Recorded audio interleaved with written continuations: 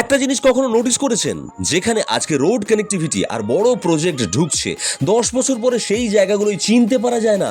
আমতলা বারুইপুর বেল্টে এখন ঠিক সেটাই স্লোলি হচ্ছে। Joka side development, south Kolkata expansion, connectivity improvement, সব মিলিয়ে এই পুরো জোনে ডিম্যান্ড বাড়ছে। আর মিডল ক্লাস ফ্যামিলিদের কাছে সবচেয়ে বড় ইমোশন কি জানেন? নিজের এক টুকরো জমি, যেখানে ফিউচারে নিজের বাড়ি হবে।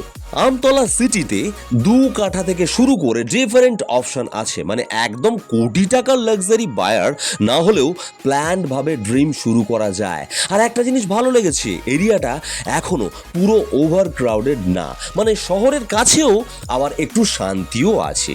কিন্তু লাস্ট একটা অ্যাডভাইস, জমি কিনতে কখনো তাড়াহুড়ো করবেন না। সব ডকুমেন্টস ইন্ডিপেন্ডেন্টলি লয়ার দিয়ে চেক করিয়ে তারপর ডিসিশন নিন। আমরা শুধু ইনফরমেশন শেয়ার করি, ফাইনাল ডিসিশন সব সময় আপনার। আপনার ড্রিম হাউস হলে সেখানে প্রথমে কি বানাতেন? গার্ডেন, টেম্পল না রুফ টপ স্পেস? কমেন্টে অবশ্যই বলুন, কারণ আমি সব কমেন্ট পড়ি এবং রিপ্লাই দেওয়ার চেষ্টা করি।